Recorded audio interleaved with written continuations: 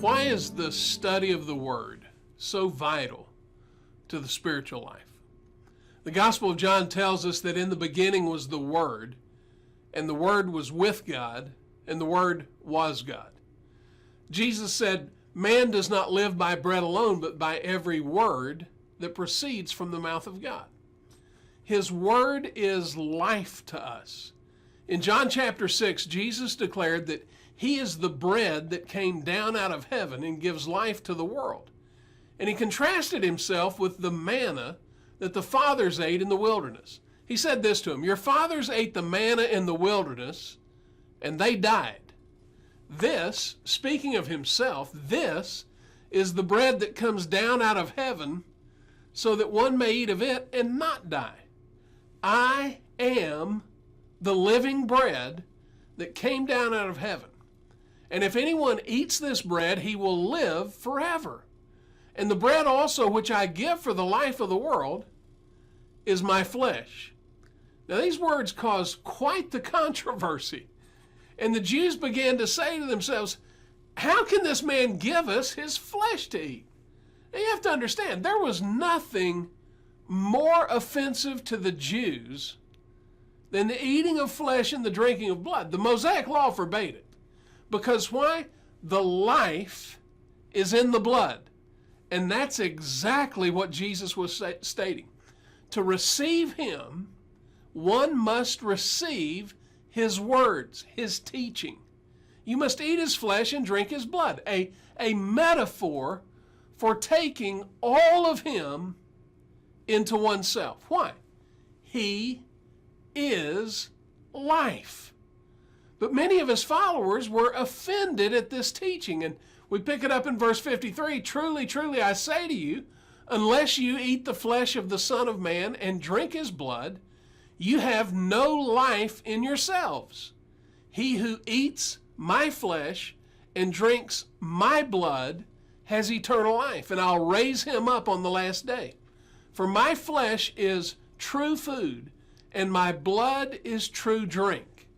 He who eats my flesh and drinks my blood abides in me, and I in him.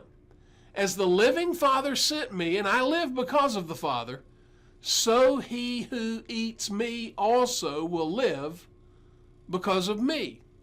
This is the bread which came down out of heaven, not as the fathers ate and died.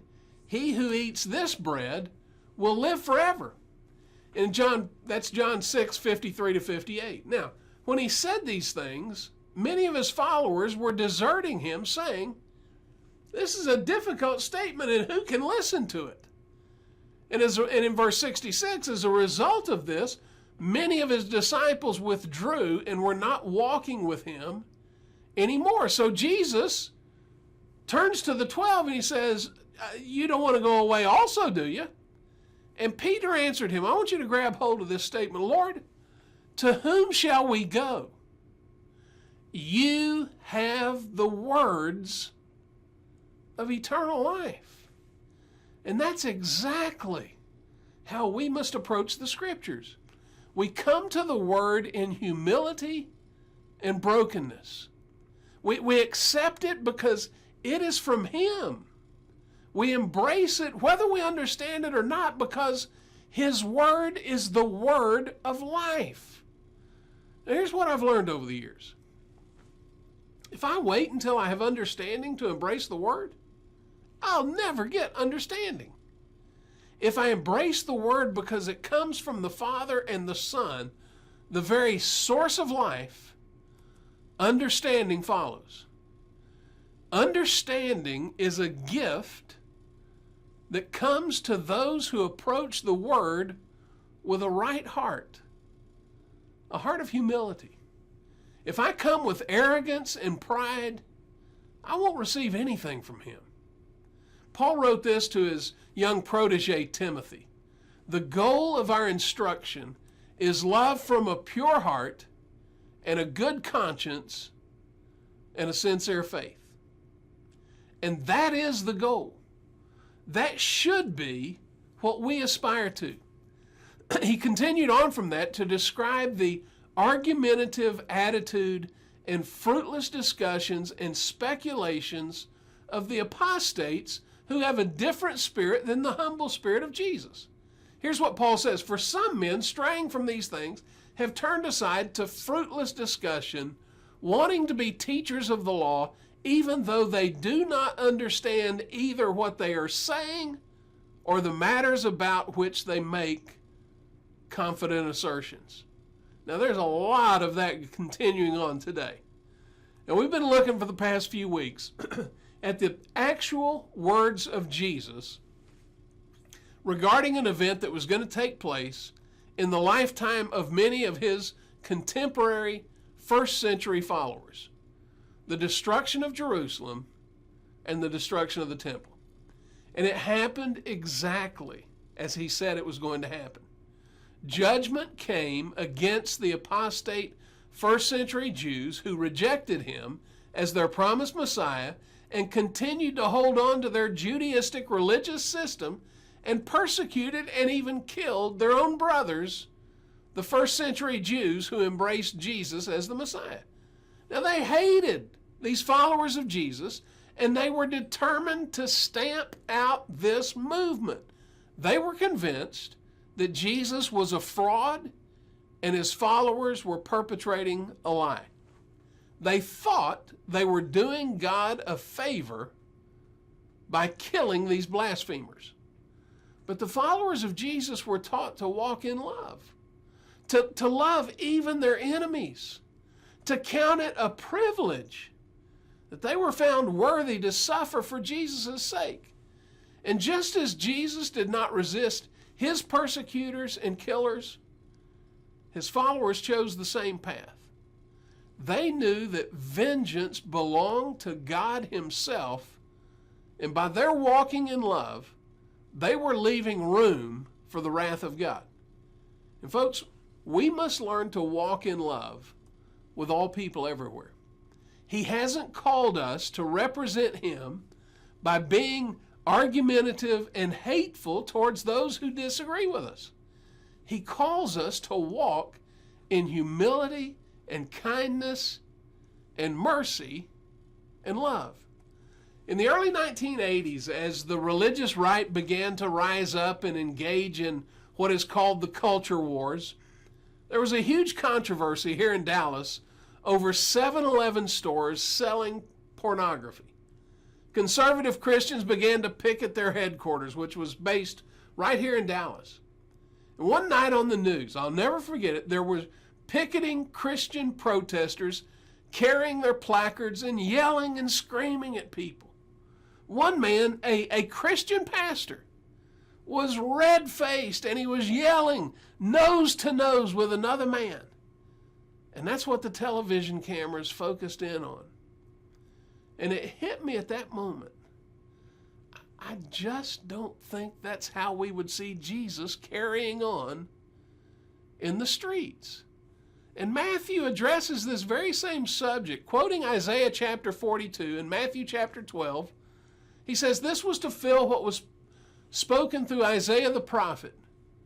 Behold, my servant whom I have chosen, my beloved in whom my soul is well pleased. I will put my spirit upon him, and he shall proclaim justice to the Gentiles. He will not quarrel, nor will he cry out, nor will anyone hear his voice in the streets. A battered reed he will not break off, and a smoldering wick he will not put out, until he leads justice to victory. And in his name, the Gentiles will hope." Now, I love this passage. This is the kingdom. This is how we're supposed to live out our lives in this world as Jesus followers. Not quarreling, not screaming out, not breaking off a battered reed, but restoring it. Not snuffing out a smoldering wick, but bringing back the flame. In the Sermon on the Mount, what I call Jesus' Kingdom Manifesto, he made this statement in Luke chapter 6, verses 35 and 36. "But love your enemies, and do good, and lend, expecting nothing in return. And your reward will be great, and you will be sons of the Most High. For he himself is kind to ungrateful and evil men. Be merciful just as your Father is merciful. It hit me one day. If God himself is kind to ungrateful and evil men, what right do I have to be anything less? Today, if you're a follower of Jesus, he calls upon you to live out the kingdom right where you are, among your family, your friends, your neighbors, your co-workers.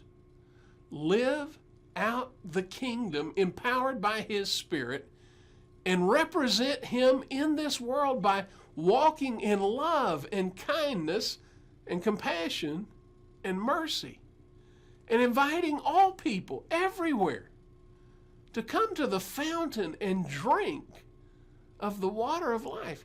He is life. Well, again, I hope this has spurred you to wrestle with the Scriptures, to think about why you believe what you've always believed. And I hope you'll be with me again right here tomorrow morning as we continue our study of the parables and teachings of Jesus and look further into what Jesus had to say about his kingdom. Why not click on the subscribe button on the lower right corner of your screen, and you'll be notified in YouTube whenever a new video gets posted. And if you're watching on Facebook, consider sharing this on your wall and invite your friends to watch it. I hope you'll go out and make today a great day.